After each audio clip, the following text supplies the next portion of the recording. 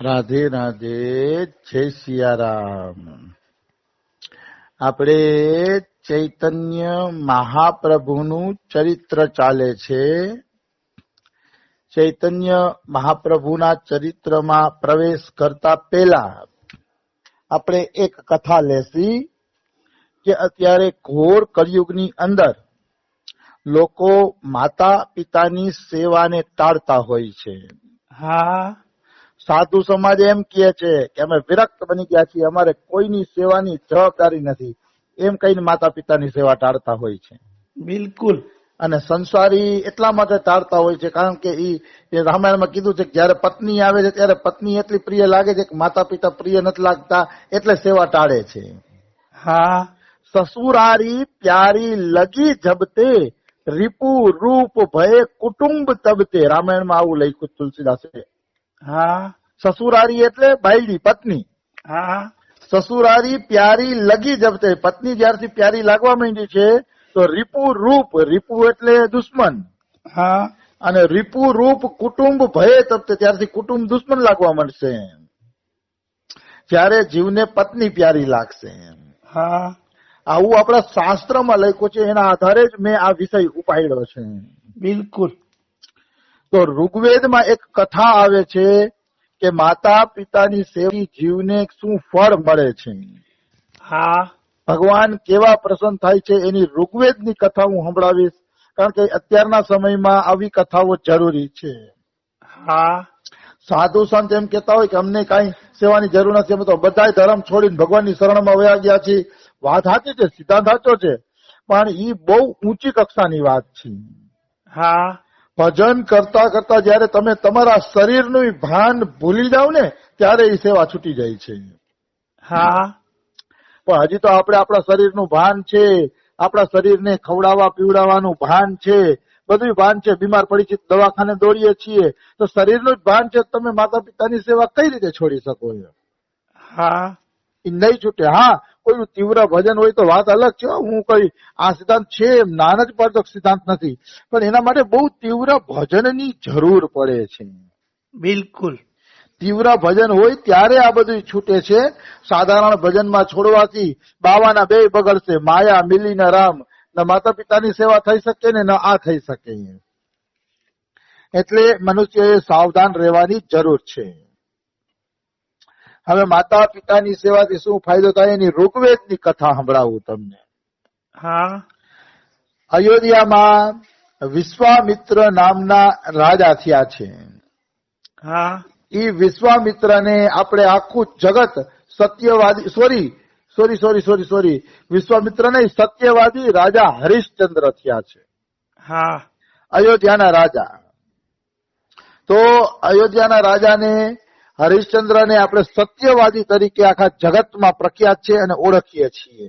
હા, હવે એ હરિશ્ચંદ્રના ઘરે છે ને છોકરા નહોતા થતા, હા, સંતાન સુખ હતું નહીં હરિશ્ચંદ્ર રાજાને.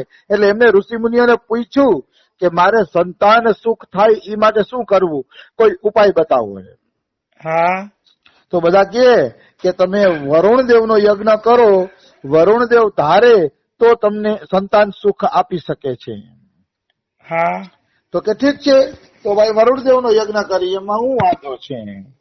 હા, એટલે ડૂબતો માણસ તણખલાને પકડે, એના જેમ હરિશ્ચંદ્ર રાજાએ વરુણદેવનો યજ્ઞ કર્યો. હા, વરુણદેવનો યજ્ઞ કર્યો ને એટલે વરુણદેવ પ્રસન્ન થયા, દર્શન પણ આપ્યા અને કીધું કે બોલો શું તમારી મનોકામના છે? તો આ એમ કહે છે હરિશ્ચંદ્ર રાજા કે મારા ઘરે સંતાન સુખ થાય ને એવું કઈક કરો, હા, કે જેથી મારા ઘરે સંતાન સુખ થાય. તો વરુણદેવ કે સંતાન તો હું તને આપું, કે પણ તારે જે પેલી સંતાન છે એ પેલી સંતાન તારે મને અર્પણ કરી દેવાની, એની બલિ આપી દેવાની તારે. તો ઓલો બિચારો હરિશ્ચંદ્ર રાજા એમ થયું કે ગમે એમ તો પુત્રનું મોઢું તો જોવા મળશે, બલિની વાત બલિદાને જોઈ જશે. એટલે એને હા પાડી દીધી કે હા હું બલિ આપી દઈશ, પ્રથમ સંતાનની બલિ હું આપી દઈશ, તમે ચિંતા ના કરો, કે મારા ઘરે સંતાન સુખ થવું જોઈએ. હા, આવી રીતે વિશ્વામિત્ર હરિશ્ચંદ્ર રાજા અને વરુણ વચ્ચે નક્કી થયું. હા પછી ધીરે ધીરે હરિશ્ચંદ્રના ઘરે એક પુત્ર રત્નનો જન્મ થાય છે. એ પુત્ર રત્નનું નામ રોહિત રાખવામાં આવે છે. હા હવે ભાઈ, સંતાનોની બલિ દેવી એટલી સહેલી નથી. સંતાન તો જીવોને પ્રાણ કરતા પ્યારા હોય છે. હા એટલે એટલું સરળ નથી કે એની બલિ આપી શકે. એટલા માટે વરુણદેવ આવ્યા અને કીધું, લ્યો તમારા ઘરે દીકરાનો જન્મ થઈ ગયો, હવે બલિ આપી દો. બલિ આપવાનું કહે છે. હા ત્યારે મોહના કારણે સત્યવાદી રાજા હરિશ્ચંદ્ર મોહના કારણે કહે છે, અરે મહારાજ, હજી તો અમારે છે ને હૂતક હાલે છે. તો હૂતક હોય ત્યાં સુધી યજ્ઞ તો ન થાય ને. છોકરાને 12-13 દિવસનો થવા દો, મહિના દી નો થવા દો. હૂતક વયું જાય ને પછી બલિ દેશી. હા એટલે વરુણદેવ કે ઠીક છે, હૂતક વહી જાય પછી બલિ દેજો. પછી મહિના દી પછી હૂતક વયું ગયું. હૂતક વયું ગયું એટલે વરુણદેવ પાછા આવ્યા. અને પાછા આવીને વરુણદેવ એમ કહે છે કે હવે તો બલિ આપો. કેમ? હા હવે તો મહિના દી પછીનું હૂતક વયું ગયું. તો મોહના કારણે સત્યવાદી રાજા હરિશ્ચંદ્ર એમ કહે છે, મહારાજ હજી આના દાંત નીકળ્યા નથી. એમ કે દાંત નીકળ્યા વગર બલિ આપીએ ને તો સારું ન કહેવાય. દાંત તો નીકળવા દો. તો કે અચ્છા ચાલો, દાંત નીકળે ત્યારે બલિ આપજો. એમ કહીને વરુણદેવ પાછા વયા ગયા.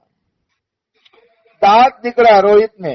દાંત નીકળ્યા એટલે વરુણદેવ પાછા આવ્યા અને કીધું હવે તો બલિ આપો. ત્યારે હરિશ્ચંદ્ર મોહના કારણે બોલે છે કે હજી તો આની વિદ્યા નથી થઈ, અને ક્ષત્રિયનું સંતાન વિદ્યા વગર અધૂરું કહેવાય. કે તો એને વિદ્યા તો ભણી લેવા દો. કે વિદ્યા ભણી લે પછી બલિ આપી દેશે. તો કે ઠીક છે, હાલો વિદ્યા ભણે પછી બલિ આપજો. આ રીતે વરુણદેવ આવતા જાય અને આ છે ને એ પાછળ ચાડતા જાય. હા વરુણદેવ થોડા સમયે આવતા જાય અને સત્યવાદી રાજા હરિશ્ચંદ્ર એને ટાળતા જાય. હા એમ કરતા કરતા રોહિત થઈ ગયો 10-11 વર્ષનો. હા 10-11 વર્ષનો થયો ત્યાં સુધી હરિશ્ચંદ્ર ટાળતા જ ગયા. તો એક દિવસ શું બન્યું, રોહિતને ખબર પડી ગઈ કે મારી બલિ દેવાનું પાકું થઈ ગયું છે. હા રોહિતને ખબર પડી જાય છે કે મારું બલિ દેવાનું પાકું થઈ ગયું છે ને મારા જ પિતાજી મારી બલિ દઈ દેવાના છે. હા રોહિતને ખબર પડી એટલે રોહિત જંગલમાં ભાગી ગયો. હા રોહિત છે એ જંગલમાં ભાગી જાય છે. તો વરુણદેવ હરિશ્ચંદ્ર ઉપર કોપ કરે છે અને હરિશ્ચંદ્રને જલોદરનો રોગ થઈ જાય છે. હા કારણ કે એને બલિ નો દીધી ને કહ્યા પ્રમાણે, એટલે વરુણદેવ શ્રાપ આપીને એને જલોદરનો રોગ કરી દીધો. હા હવે બન્યું એવું કે રોહિતને ખબર પડી કે મારા પિતા જલોદરના રોગથી પીડાય છે. હા અને રોહિતને એમ થયું ગમે એમ તો માતા પિતાની સેવા કરવી જોઈએ, ભલે બલિ દઈ ગયા, હાલો હું જાઉં. તે ઈ રોહિત ગયો કે ભલે મારી બલિ આપી દે. તો રસ્તા વચ્ચે ઇન્દ્ર મળ્યો અને ઇન્દ્ર સમજાવે છે કે બલિ થોડી ચડી જવાનું હોય. પિતાજી તો કે જાજા પાછા જંગલમાં વહી જાય, કે કઈ જવું નથી માતા પિતાની સેવા કરવા. હા તારી બલિ દઈ દેશે. ઇન્દ્ર એમ ચડાવ્યો ને તો રોહિત પાછો વયો ગયો. હા વળી થોડાક દી પછી રોહિતને મન થાય અને ઘરે જાય પિતાની સેવા માટે. તો ઇન્દ્ર આવે અને ઇન્દ્ર એને પાછો મોકલી દે. હા આમ કરતા કરતા 5 વર્ષ રોહિતને એમ નીકળી ગયા. 5 વર્ષ કાઢી નાખ્યા. હા તો એક વખત એવું બન્યું કે ઈ જ જંગલની અંદર એક અજીરગત નામનો બ્રાહ્મણ રહેતો હતો. અજીરગત. હા ઈ અજીરગતને 3 છોકરા હતા. હા એ 3 છોકરાના નામ મને યાદ નથી, પણ વચલાનું નામ હતું સુનહસેપ. હા વચલાનું નામ હતું સુનહસેપ. તો એક વખત એ ભૂખથી તડવડતા હતા. એના ઘરમાં ખાવાના પૈસા નહોતા. હા એવા ભૂખથી તડવડતા હતા કે ખાવાના પણ એની પાસે પૈસા હતા નહીં. હા એટલે આવી રીતે એ ભૂખથી તડવડતા હતા ને, તો આ રોહિત એમ કહે છે કે અજીરગતજી, કે હું તમને 100 ગાયો આપું તો તમે તમારા 3 માંથી એક છોકરો મને આપશો? હા તો અજીરગત કે તારે છોકરા શું કરવું છે? તો કે મારી જગ્યાએ એની બલિ દેવી છે. કે હા તમે આપશો છોકરો? તો કે હા, 100 ગાયું આપતો આપું જ ને. આ તો બિચારા ભિખારી જતા, તો કે મને જો માતા પિતા કેવા સ્વાર્થી થઈ જાય છે, પણ આ કથાનું નામ જ છે કે માતા પિતા ગમે એટલા સ્વાર્થી થાય તો એ પુત્ર એની ભક્તિ છોડવી નહીં. હા પુત્રએ એની ભક્તિ ટકાવી રાખવી માતા પિતા પ્રત્યે, તો ભગવાન પ્રસન્ન થઈ જશે એક દિવસે. હા એટલે આ કે છે તો અજીરગત કે હા તું મને 100 ગાયું આપ તો હું એક દીકરો આપી દઈશ. હા અને રોહિત પિતાજી પાસે ગયો હરિશ્ચંદ્ર પાસે જઈને 100 ગાયું આપવાનું નક્કી કર્યું. હા 100 ગાયું આપવાનું નક્કી પણ થઈ ગયું. અને અજીરગત ને 100 ગાય આપી ને તો અજીરગત શું કે છે, મોટો દીકરો વાલો છે કે મોટો દીકરો નહીં આપવું. હા અને એની માં એમ કે છે કે મને નાનો દીકરો વાલો છે એટલે નહીં આપવું. હવે વચ્ચે વહી તો સુનસેપ, હા તો સુનસેપ ને લઈ જાવ. તો સુનસેપ ની બલી દેવાની વારી આવી ગઈ. તો સુનસેપ ડરતો હતો, કારણ કે મરવાથી તો બધા પીવે ને. બિલકુલ. તો સુનસેપ ડરતો હતો. તો યજ્ઞમાં એક થાંભલો ખોરવામાં આવે અને એ થાંભલામાં બલી દેવા વાળા પશુને બાંધવામાં આવે. હા તો સુનસેપ ને બાંધવો તો પણ કોઈ બ્રાહ્મણ બાંધે નહીં. બ્રાહ્મણ એમ કીધું આ ડરે છે, ડરે નહીં એને બાંધીને તો આપણે પાપ લાગે.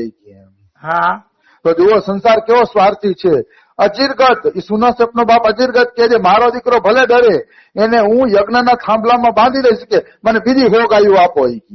હા કેવા સ્વાર્થી માતા પિતા જુઓ.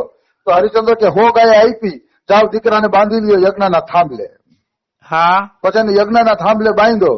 પછી બલી દેવાની વારી આવી. હા પછી બલી દેવાની વારી આવી ને તો આ ધ્રુજતો તો કોઈ બલી નહોતું દેતું. તો આને અજીરગત એમ કે હજી મને 100 ગાય આપો મારા દીકરાની બલી દઈ દઈશ. હા 3 વખત 100 ગાયું લીધી એને. હા આવો એનો બાપ સ્વાર્થી હતો. તો મારવા ટાણે સુનસેપ છે ને દેવતાઓને પ્રાર્થના કરે છે કે હે દેવતાઓ, હવે તો હું મરવાનો છું, કાંઈ વાંધો નહીં, ભલે મરી જાઉં, પણ મને એક જ વાતનું દુઃખ છે કે હું મારી માતા પિતાની સેવા ન કરી શક્યો. વાહ. મારાથી કોઈ આવા સ્વાર્થી માતા પિતા હતા. એના બદલામાં ગાયું લઈ લેતા હતા તોય એમ કે છે કે હું માતા પિતાની સેવા ન કરી શક્યો. હા એટલે પછી દેવતાઓ પ્રસન્ન થયા અને કીધું કે આવો માતૃ પિતૃ ભક્ત છોકરો છે ને, આપણે આની બલી નથી જોતી, કે બલી વગર જ અમે પ્રસન્ન છીએ. હા એની માતૃ પિતૃ ભક્તિથી પ્રસન્ન થઈને દેવતાઓ એને છોડી મૂક્યો. અને પછી આ સુનસેપ વિશ્વામિત્રનો દીકરો થઈ ગયો.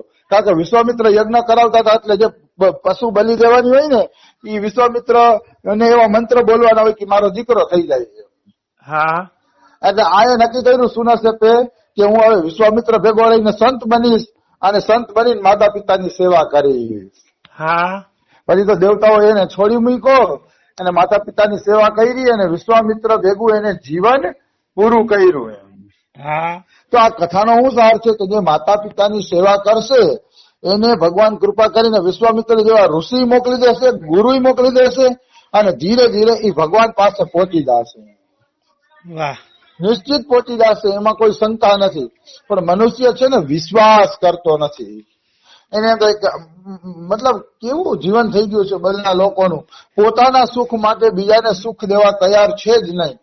ખરેખર તો દુઃખ સહન કરીને પણ માતા પિતાની સેવા કરવી જોઈએ. આપણા શાસ્ત્રો તો એમ જ કહે છે માતૃદેવો ભવ, પિતૃદેવો ભવ, આચાર્યો દેવો ભવ. ગુરુજીને 3જા નંબરમાં રાખ્યા છે. પેલે માતા, પછી પિતા, પછી ગુરુ. એટલે આ મેં ઋગ્વેદની કથા વાંચી એટલે મને સારરૂપ લાગી કે અત્યારના જમાનામાં માતા પિતાની સેવાની જરૂર છે. અને સુનસેપમાં જો એક જ ગુણ હતો, માતા પિતાની સેવાની ભાવના હતી, તો સુનસેપ છે ને એ બલિ દેવામાંથી બચી ગયો અને ભગવાનનો પ્રિય પાર્ષદય બની ગયો અને વિશ્વામિત્ર જેવા ઋષિનો પ્રિય શિષ્ય પણ બની ગયો. એને બધું મળી ગયું. માતૃ પિતૃ ભક્તિથી એને બધું મળી ગયું. અને મનુષ્યએ હંમેશા ઘરડાઓની, બુઢાઓની બધાની સેવા કરવી જોઈએ. ખાલી માતા પિતાની સેવા નહીં, પણ આ સંસારનું પ્રત્યેક પ્રાણી ઈશ્વરનું સ્વરૂપ છે એમ માનીને પ્રત્યેક પ્રાણીની યથાયોગ્ય સેવા કરવી જોઈએ. જેટલી આપણે થાય એટલી, એવું નથી તૂટી મરવું, જેટલી થાય એટલી સેવા કરવી જોઈએ. તો ચૈતન્ય મહાપ્રભુનું ચરિત્ર કાલે લઈ લેશી.